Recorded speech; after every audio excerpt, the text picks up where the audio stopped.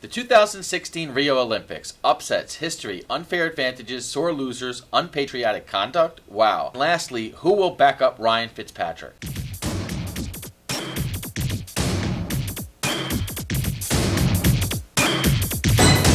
Welcome to this week's edition of What's the 411 Sports. I'm Keisha Wilson. I'm Mike McDonald. What's up? I'm Vincent Davis. I hope you guys enjoyed your time off and kept cool when the weather got hot.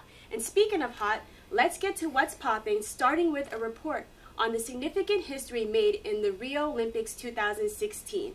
U.S. swimmer Michael Phelps is the proud owner of a record 23 Olympic gold medals and has decided to hang up his Speedos for good. African-American women made headlines by unexpectedly making their way to the medal podium. Simone Manuel made a splash by becoming the first African-American woman to win a gold medal in an individual swimming event and broke the Olympic record while doing so. Michelle Carter became the first American woman to win gold medal in shot put. U.S. gymnast and Olympic favorite Simone Biles recorded 4 gold medals in the team, individual all-around, vault, and floor competitions, and also grabbed a bronze medal for her performance on the balance beam. On her accomplishments, Biles declared, quote, "I'm not the next Usain Bolt or Michael Phelps, I'm the first Simone Biles." And then, last but not least, is Afro-Brazilian Rafaela Silva. Silva won the gold medal in judo, winning Brazil's first gold medal in the Olympics. She is from one of the most notorious favelas in Rio, and when she competed and lost in the 2012 Olympics, she was called a monkey by racist Brazilians, but now they sing her praises. Tell me, what do you guys think about the Olympics so far? I think the biggest story so far, Michael Phelps, it's been unbelievable for him to go out and get all these gold medals. And, of course, Simone Biles has been terrific. She got her 4th gold medal earlier this week. And she's just been, the thing about Simone Biles is she's so far ahead of the rest of the competition. You can tell when she does her tricks in gymnastics. She's just on a whole other level than the other athletes that are out there. The Olympics for the United States, athletes have really come to show up. I think there's a lot of camaraderie in this country right now, not necessarily the camaraderie in this country right now really specifically geared towards some of the Olympic feats that have gone on with a lot of these athletes. Keisha, winning does change one's perception.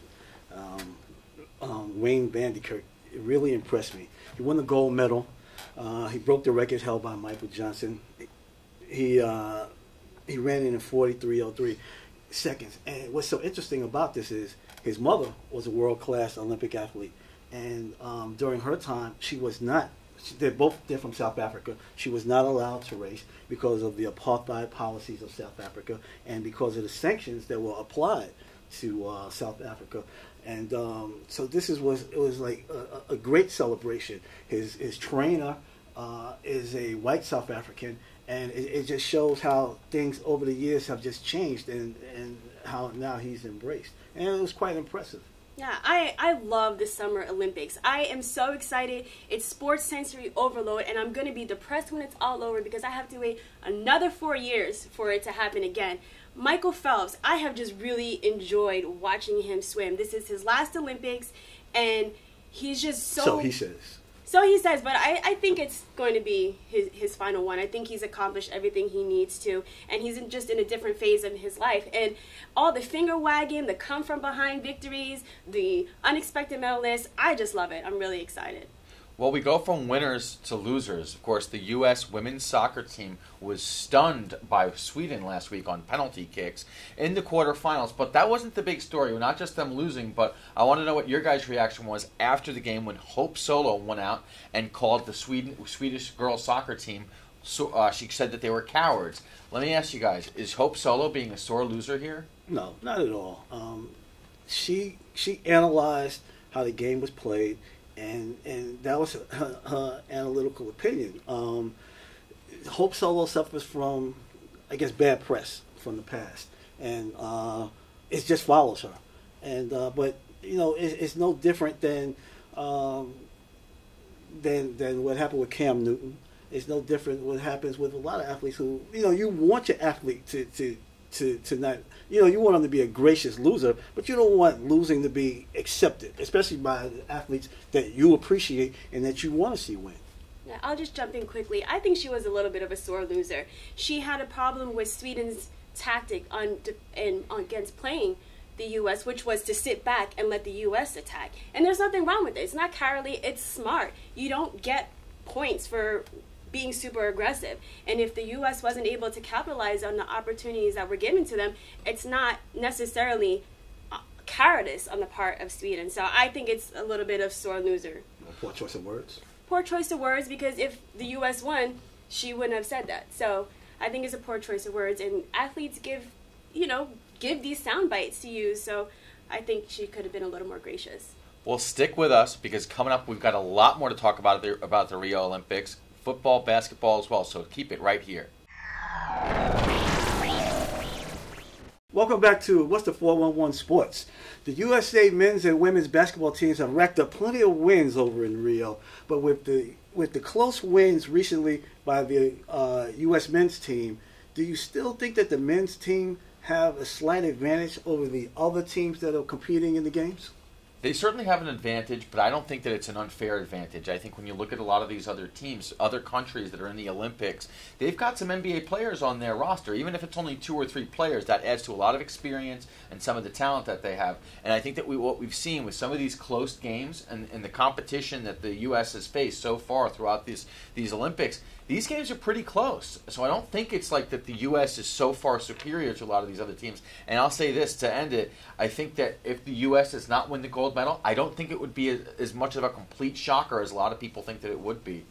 Oh, I'd be totally shocked. And I don't think it's an unfair advantage. For years, foreign countries have sent their professional players to battle against our amateur players in the Olympics. And it wasn't until the first Dream Team where the decision was made to actually send our best professional athletes. So I think the playing field has leveled. It's not an unfair advantage. And like you mentioned, some of these foreign players are professional basketball players in the NBA. And the NBA is considered one of the best, if not elite basketball programs. So, eventually there's going to be a little bit of a leveling out of talent. So, I think we're still going to win. I just think that we're so superior. It'll be a shock if the USA team loses. It really will. Who wants to be recognized as a loser in the Olympics? No one. Right, exactly. Well, guys, get your bathing suits back on, because we're going to go into the pool where U.S. swimmer Lily King won the gold medal, and she set an Olympic record while doing it by narrowly edging out Russian swimmer Yulia Efimova in the 100-meter breaststroke. Yes, if that name sounds familiar, it's the same Yulia Efimova who was initially banned from competing in this year's Olympics due to testing positive for meldonium. And meldonium is a drug that was listed on the World Anti-Doping Agency's list of banned substances.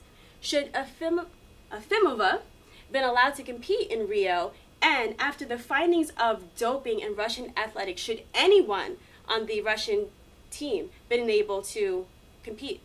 I think yes. I think that a lot of these Russian athletes that weren't able to compete because they were doping shouldn't be. You can't hurt the ones that were doing it right. In other words, you can't punish everybody because some people were cheating. As far as Efimova, whether or not she was allowed to compete or she should have been competing, she was. And the surprise to me was I felt that Lily King here was really I didn't like her reaction even after she won when she beat Efimova after the loss. It wasn't specific what she said exactly. I wasn't really sure what she said exactly about the comments that she had made. But really, she was kind of bashing her for cheating, and I felt like that she was kind of out of place doing that. Either way, Efimova was really sensitive to this whole situation. Whether or not she should have been able to compete, she did compete, and I think that she should have been treated with some of the respect that she wasn't. I have a problem with the whole IOC, the way they handle their business, the way they, just the way things are conducted. And if there's if there's any impropriety whatsoever, I think that a lot of the Russians should have been banned from competing this year because of the alleged drug use. Yeah, I agree. I think man, this is really a tongue twister. Say it 3 times. Say it 3 times fast, 5 times fast. I'll give you $1 if you can. But you know, she tested positive in March. That's 5 months before the Olympic Games. And I feel it's like Vincent alluded to, it's really fishy that there was a mandate that no Russian athlete who tested positive for doping could compete in this Olympics. And at the very last minute, she sneaks in there and is able to compete. And I like the brashness of Lily King. She's young and she did it clean. And I think her sentiment is not unlike anybody else's, because, you know, we'll get to it a little later in the show, but we as Americans have some feelings about some of the baseball players accused of using PEDs and those who admitted to using PEDs, and what that means and what they're entitled to because of that. So I think because also the depth of the doping in Russia, I don't think anybody should have been allowed to compete. To allow for time to a full, thorough, comprehensive investigation to really unfold. I think that they have been allowed because Russia hosted one of the last Olympics, and they've spent a lot of money with the IOC, and I think that had some effect upon, you know, what's been going on. They have some type of influence. Well, don't go anywhere, because when we come back, we're talking the NBA and the NFL. Keep it locked. Traditional light bulbs actually generate 9 times more heat than light. Switch to energy-saving bulbs. Saving energy saves you money. Welcome back to What's the 411 Sports. Vincent, you have some news regarding the upcoming NBA regular season schedule. Keisha, Michael, the 2016-17 NBA season tips off Tuesday, October 25th with a doubleheader. First game in Cleveland, Cleveland Cavaliers versus the New York Knicks. The Cavaliers will receive their rings, raise their banners. This will be extremely entertaining for Iman Shumpert and J.R. Smith, because several years ago they were traded from the Knicks to Cleveland. So if anyone will be entertained by this, it will be those two. Game 2 will be Steph Curry and the Golden State Warriors against the San Antonio Spurs in San Antonio. This will be the first year in 19 to 20 years that Tim Duncan will not be on a roster on the San Antonio roster. Well, the most exciting and most anticipated NBA matchups will be Kevin Durant versus Russell Westbrook. The OKC Thunder come to the Oracle Arena on November 3rd to play the Golden State Warriors, and the Golden State Warriors will go to OKC on February 11th, right before the week-long NBA All-Star break. This is going to be exciting because Kevin Durant will come to his old home. He'll be in front of the old crowd. We'll find out exactly how they feel about Kevin Durant. And let's not forget about the Christmas Day games. Five spectacular games that day. Boston at New York, Golden State Warriors at Cleveland, Chicago at San Antonio, Minnesota at OKC, and the Clippers and the Lakers get to stay home, both playing at the Staples Center. It'll be a home game for the Lakers. Keisha, Michael, are there any other matchups that excite you that you're both anxious to see? Well, you mentioned the November 3rd. I've got that circled on my calendar. I'm sure Russell Westbrook does, because Westbrook is going to be a one-man wrecking crew. He is going to be on a mission to not only avenge whatever bad feelings he may have had with Kevin Durant and how he chose to tell him he was leaving OKC, but I think he wants to prove to the world that the Thunder can win without Kevin Durant. I've also got Christmas Day. I love unwrapping gifts, and I'm going to get the gift of the NBA Finals rematch between Golden State Warriors and the Cleveland Cavaliers, retooled with Kevin Durant on the Golden State Warriors side. And then I just think that Christmas can't get any bigger. I'm going to watch the Lakers and the Clippers. Why? It's going to be Luke Walton coaching, big time Christmas Day, and I'm going to see the Clippers with CP3, Blake Griffin, which I actually love, and wonder if this will be the last time we see CP3 and Blake Griffin in a Clippers uniform. Yeah, I hope that Kevin Durant is ready to embrace the villain role, because this is certainly, when they make that return to OKC, as you guys pointed out, the whole world is going to be watching. Everyone's going to be glued into that. A lot to be excited for here in New York, because the Knicks have struggled for some time now. They're ready. They've made a big turnaround with their roster, and of course the Brooklyn Nets got a brand new coach. So certainly there's a lot of optimism here locally for basketball, for hoops fans. Well, as we're talking about basketball, guys, big story last week that broke out was NBA standout LeBron James making the announcement that he was going to sign a 3-year, $100 million deal. What's your guys' take on LeBron James coming back to Cleveland for 3 more years? Well, for the amount of money, it's $100 million 3 years. That comes down to about average $33 million. The NBA salaries have gone up for the mid-level and the lower-level players all these years. But for the superstar athlete, it has not improved, has not increased since Michael Jordan received $33 million for re-signing, which he made them do against the Chicago Bulls. So even though LeBron James is the highest paid player, he's getting $33 million of 2016 money, whereas Michael Jordan got $33 million in 90s money. It doesn't seem to have, the revenue doesn't have, the compensation hasn't seemed to really increased. Yeah, there were no surprises for me. You've got LeBron James, you just came off an NBA championship ring. You sign him, you give him what he wants, and you do it quick, fast, and in a hurry. The only surprise was that there was a no-trade clause. Who in their right mind is trading LeBron James? But going from one superstar in his chosen field to another, maybe not so much. Looks like Tim Tebow is still trying to be a professional athlete. After failed attempts at becoming an NFL starting quarterback, Tebow will attempt a career change by becoming a professional baseball player. Now, Tebow has played high school baseball, but that was approximately a decade ago. Mike, what do you think about this latest endeavor? I think he wants to get back into the spotlight, wants the attention. Look, I kind of feel bad for the guy. I mean, he comes into the NFL. He led the Denver Broncos to a playoff appearance, a playoff win. And, wow, he has fallen so far over the last several years. I give him credit that he's going to go ahead and take this chance. I hope he does well. I'd love to see him succeed in baseball, make it to the big leagues, and compete. But at the same time, I question whether or not this is something that he can do. As you said, Keisha, he hasn't played since high school. It's pretty tough to hit a 95-mile-an-hour fastball when you haven't picked up a baseball bat in a number of years. But if he makes the team, it generates for the minor league teams. It generates revenue. It's like a carnival show. When Michael Jordan played, the ticket sales, every game was sold out, and they're always looking. Like, say for example, if you put A-Rod back in a minor league system, or you put any popular player in a minor league system, their ticket sales increase. So I mean, it's good for minor league baseball. Will he be able to make a pro team? I doubt it very seriously. Yeah, I mean, they say I think average person changes career about 4 or 5 times in our lifetime, so he's going along with that idea.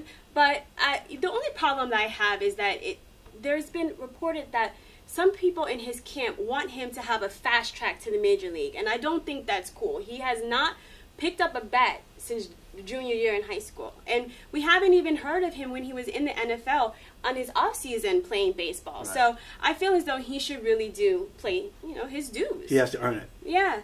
So staying with NFL quarterbacks, Robert Griffin III, a.k.a. RG3, was named the starting quarterback for the Cleveland Browns. With this announcement, do you think a miracle can happen twice in Cleveland? Definitely not with football. They have a better chance with the Cleveland Indians, who are leading the American League Central right now in baseball. But I think RG3, it's going to be tough for him to play with the Cleveland Browns because they're really, let's face it, not a good football team at all. They've had some changes with their roster, a little bit, some shakeups here and there. But when you have the Baltimore Ravens, the Cincinnati Bengals, and of course the Pittsburgh Steelers in your division, it's going to be tough for RG3 and the Browns to complete and try to get a playoff spot. I have a wait-and-see attitude. I mean, who knows? Yeah, I agree with Mike. We don't know what RG3 we're going to get. We haven't seen him play in over one season. The Browns just aren't that good, and the competition in AFC of North is very stiff. So don't even think about changing that channel, because when we come back, we're talking A-Rod, the New York Mets, Victor Cruz and Odell Beckham Jr., who's backing up Ryan Fitzpatrick, and Carmelo Anthony studying the media. All this and more when we return in our New York Sports Report. Keep it locked. Welcome back to What's the 411 Sports. On August 12th, New York Yankees third baseman Alex Rodriguez played his last game for the New York Yankees. Let me ask you guys, was it right for the Yankees to cut ties with A-Rod? And what's in store for A-Rod's future? I mean, the whole thing was really kind of weird. I mean, the Yankees claim that they want A-Rod to help them out with their younger players, but yet and still they get rid of them.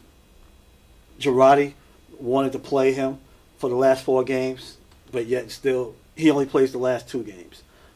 So you know, it's hard to figure out exactly what. But what you do know is that they wanted to end the situation with A-Rod and just move on. Yeah. That's for sure. Yeah, it seemed like a bad relationship. You know you need to get out of it, but you can't quite let him go. And I feel like that's what the Yankees' relationship was with A-Rod. They wanted him at one point, then they didn't want him, but they didn't want to quite let him play, but then they let him play it towards the end. They cut him, but you can stay on as a special advisor role. Just cut ties and let him be, and let him go to the Marlins, who may be interested in him, or just let him just go on TV, because he really did a great job during the playoffs last year.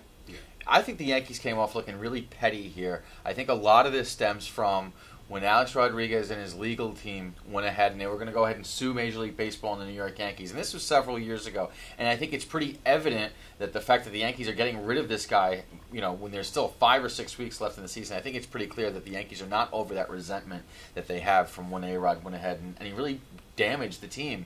Speaking of the other team in baseball right now, the New York Mets, who had so much promise coming into this season, well, things are really as the summer heats up, things are really starting to cool off in Queens for the Mets. Do the Mets have any hope at all, guys, of salvaging this season? Well, Mike, I'm here to tell you, it ain't over till it's over.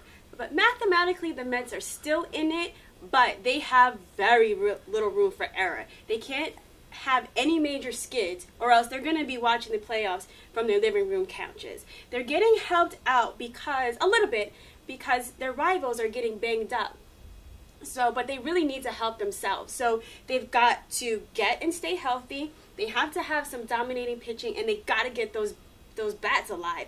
And they need to beat the St. Louis Cardinals. They have a series against the Cardinals coming up, and the Cardinals are in the wild card chase. So they need to win against them in order to have at least a shot in making the playoffs. You know, I find it interesting that they're talking about firing the manager. I mean, this is the time when the team needs to stay together. There needs to be so they need to work together. Changes now, just for the sake of changes, is not good. Yeah, certainly, as Keisha pointed out, this team could, if they don't pick it up, then they could be watching the playoffs from their couch. Well, from the diamond to the gridiron, let's get right to it. The New York Giants, will Victor Cruz and Odell Beckham Jr. be able to coexist on this season's roster? Well, first, we got to get Victor Cruz on the field. Victor Cruz has not played a game in close to 2 seasons, and due to a knee injury and a calf injury, and he didn't even suit up for the Giants' first preseason game against the Dolphins due to a groin injury. Now, some of you out there might moan and groan, it's only a preseason game.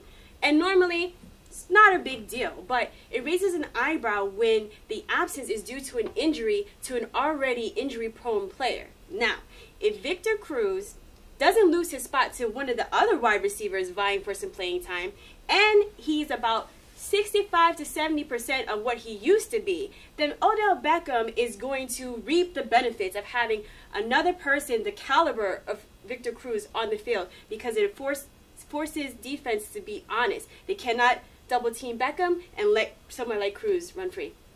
Yeah, I agree with Keisha. They both you need Cruz healthy in order for the two of them to go out and get on the field and compete. All right. What about the Jets? Will the Jets be able to maintain 4 quarterbacks on their roster? And who will be the backup to Ryan Fitzpatrick? Geno Smith will be the backup to Ryan Fitzpatrick. And I think it's good that the Jets have 4 quarterbacks, because we see teams every year people get hurt, whether it's the starting quarterback or whoever it is, teams need help. And I think that it's good that the Jets have 4 quarterbacks just in case something severely bad happens to the team. Yeah, I mean, I agree. Geno Smith, I feel like he just makes me nervous, that one. But we're going to move from the football field to the basketball court. And Carmelo Anthony, Carmelo Anthony recently made a little bit of news saying that winning 3 gold medals in the Olympics will ease the pain of not having an NBA championship. What do you think about Carmelo's legacy if he does not win a ring? I think that Carmelo, those are the type of exactly the type of comments that Carmelo Anthony would make. I was the biggest Carmelo Anthony fan in the world, and then he wound up coming to play for the Knicks. To be honest, I think what we've seen from the guy here the last 5 or 6 seasons, he's so focused on himself. And yes, he is a team player, but I think some of the comments that he makes, it seems like he's not all in it to win it. And I think that a guy like LeBron James, who just goes out there to compete year in, year out, he's gotten to the NBA Finals 6 years in a row. It's all about championship or bust for him. Someone like Carmelo Anthony, that's not necessarily the case. And if he's fine with that, then good for him.